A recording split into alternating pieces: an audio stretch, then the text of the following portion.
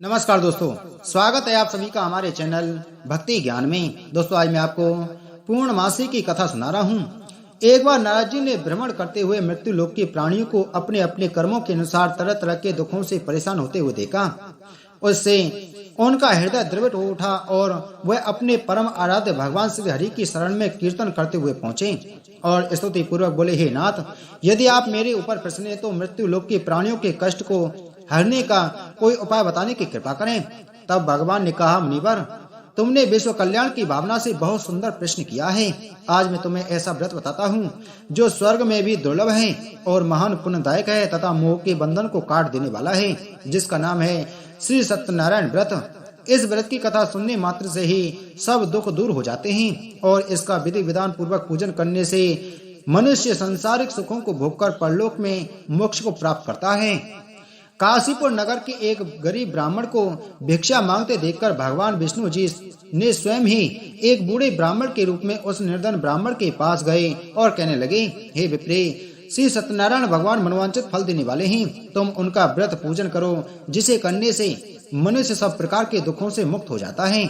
इस व्रत के उपवास का भी अपना महत्व है, किंतु उपवास से मात्र भोजन न लेना ही नहीं समझना चाहिए। उपवास के समय हृदय में यह धारणा होनी चाहिए कि आज श्री सत्यनारायण भगवान हमारे पास ही विराजमान हैं। अतः अंदर व बाहर स्वच्छता बनाए रखनी चाहिए और श्रद्धा विश्वास पूर्वक भगवान का पूजन कर उनकी मंगलमयी कथा का श्रवण करना चाहिए।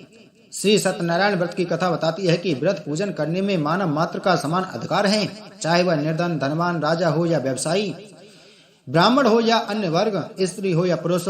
यही स्पष्ट करने के लिए इस कथा में निर्धन ब्राह्मण, गरीब लकड़हारा, राजा उल्कामुख, धनवान व्यवसायी, साधु वैश्य, उसकी पत्नी लीलावती, पुत्री कलावती, राजा तुगंध्वज एवं गोपगणों की कथा का समावेश किया गया है। इस कथा में बताया गया है कि जैसे लकड़हारा, गरीब ब्राह्मण, उल्कामुख, गोपगणों ने सुना कि यह व्रत सुख, सौभाग्य, संपत्ति सब कुछ देने वाला है, तो सुनते ही श्रद्धा, भक्ति तथा प्रेम के साथ सत्य व्रत का आचरण करने लगे और फल स्वरूप सुख भोगकर परलोक में मोक्ष के अधिकारी हुए। एक साधु वैष्णव भी यही प्रसंग राजा उल्कामुख से सुना, किंतु उसका विश्वास अधूरा था और श्रद्धा में कमी होने के कारण उसने मन में प्रण लिया कि संतान प्राप्ति पर सत्य व्रत पूजन करूंगा। समय बीतने पर उसके घर एक सुंदर कन्या ने जन्म लिया। पत्नी ने व्रत की याद दिलाई तो उसने कहा कि कन्या के विवाह के समय करेंगे। समय आने पर कन्या का विवाह भी हो गया, किंतु उस वैश्य ने व्रत नहीं किया। तभी वह अपने दामाद को लेकर व्यापार के लिए चला गया। वहां उसे चोरी के आरोप में राजा चंद्रकेतु द्वारा दामाद सहित कारागार में डाल दिया गया।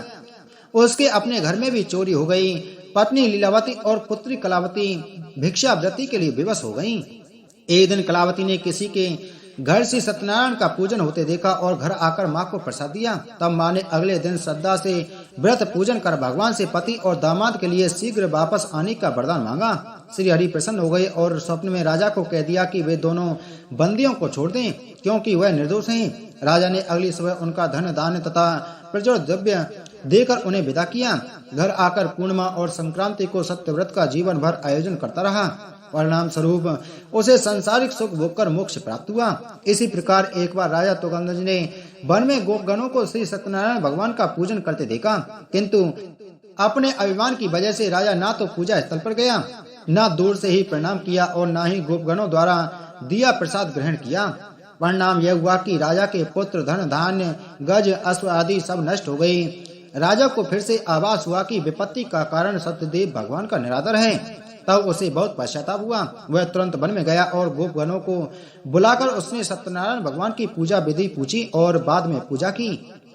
फिर उसने उनसे भी प्रसाद ग्रहण किया तथा घर आ गया। उसने देखा कि विपत्ति टल गई है और उसकी सारी संपत्ति तथा जन सुरक्षित हो गए।